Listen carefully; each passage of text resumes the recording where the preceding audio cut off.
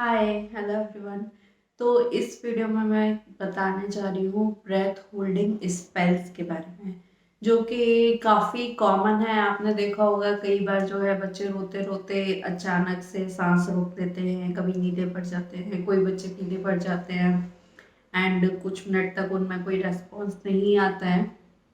तो वो क्या है, उसमें क्या करना चाहिए एंड उसका ट्रीटमेंट क्या है, वो सब मैंने इस वीडियो में डिस्कस किया है। तो सबसे पहले आता है कि ब्रेथ होल्डिंग स्पेल होता क्या है। तो ये जो है सबसे कॉमन एज जो है 6 महीने के बाद और लगभग 18 महीने 2 साल तक के बच्चों में ज़्यादा कॉमन है, बट कभी कभी जो है 5-6 साल तक के बच्चों में भी ये रह सकता है। बट मोस्टली 2 साल के बाद ये अपने आप ही ठीक हो जाता है। एंड कई बार होगा कि फैमिली में किसी को, मदर को, फादर को या सिबलिंग को, किसी को रहा होगा सेम हिस्ट्री एंड वो फैमिली में भी हो सकता है। इसके कॉजेज बहुत ज़्यादा ऐसा नहीं है कि हाँ जब ये प्रॉब्लम होगी इसी की वजह से ब्रेथ होल्डिंग स्पेल होगा, या इसमें होगा इसमें होगा इसमें नहीं होगा, ऐसा कुछ नहीं है। किसी में भी हो सकता है इस एज में। एंड ये जो रहता है दो टाइप का रहता है, ठीक है। कुछ बच्चे आपने सुना होगा नीला पड़ गया बच्चा, और कुछ रहेगा पीला। तो एक रहता है साइनोटिक ब्रेथ होल्डिंग स्पेल और एक रहता है पैलिड। तो साइनोटिक वाले में जो रहता है बच्चे जो है नीले पड़ जाते हैं, और पैलिड वाले में जो रहते हैं बच्चे पीले पड़ जाते हैं। मैंने फोटो अटैच कर रखी है थोड़ा सा डिफ्रेंशिएशन के लिए, ठीक है। और कि बच्चे जो हैं पूरा अपने आप को टाइट कर लेते हैं, जकड़ लेते हैं, या और कोई मूवमेंट्स नहीं होता है, आंखें जो है एक ही साइड देखने लगते हैं, सांस रोक लेते हैं। तो पेरेंट्स के लिए तो ये जो कंडीशन है वो बहुत ही ज़्यादा डरावनी टाइप रहती है, स्पेशली जब बच्चे को ऐसे फर्स्ट टाइम हो रहा है एंड आपको ये नहीं पता ये क्या है। और तो लेकिन ये जो है काफ़ी एक नॉर्मल सी चीज़ है, काफ़ी बच्चे करते हैं, बट मेन जो है आपको डिफ्रेंशिएशन करना ज़रूरी है। क्योंकि अगर उस टाइम ऐसा हो रहा है कि कुछ हाथ पैर बहुत ही ज़्यादा टाइट कर रहा है, ऐसे मोड़ लिए हैं, या फिर जो है झटके जैसे आ रहे हैं, आंखें ऊपर चढ़ गई हैं, मुंह से झाग आ रहा है, तो वो हो सकता है कि वो ब्रेथ होल्डिंग स्पेल ना हो। वो जो है सीजर्स फिट्स रहते हैं वो हो। तो अगर कोई 2-4 लोग हैं तो आप वीडियो बना सकते हो।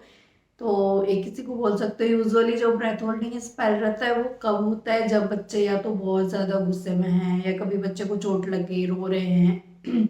यूजुअली वो ऐसे ही करते हैं जब बहुत ज़्यादा रोते रोते हैं। मोस्टली बच्चों में 90% बच्चों में ऐसे ही होता है, जब वो रोना शुरू करते हैं बहुत ज़्यादा तब उनको ऐसा हो जाता है। तो या एंगर, फ्रस्ट्रेशन या ऐसा कुछ भी जो रहता है, चोट लग गई जिसकी वजह से रो रहे हैं, तब वो ऐसा करेंगे।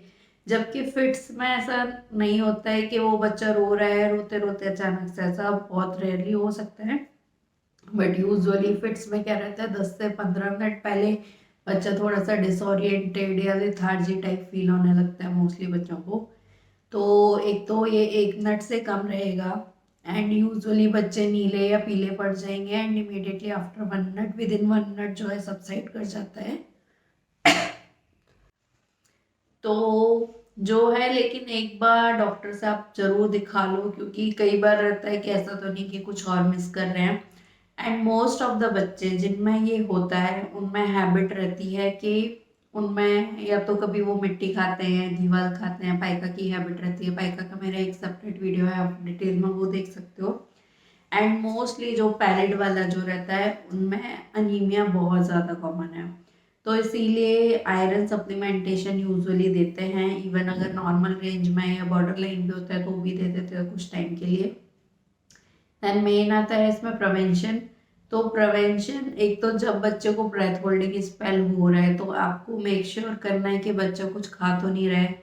कि क्योंकि अगर बच्चा उस टाइम कुछ खाना खा रहा है, अचानक से उसको ऐसा रोने लग गया कुछ खाते हुए हो गया, तो चोकिंग वगैरह का रिस्क हो जाएगा। या फिर कहीं ऐसे खेल रहा है जहाँ पे कुछ शार्प ऑब्जेक्ट्स हैं, तो आपको वो सारा एरिया जो है उसके सराउंडिंग से क्लियर कर देना है।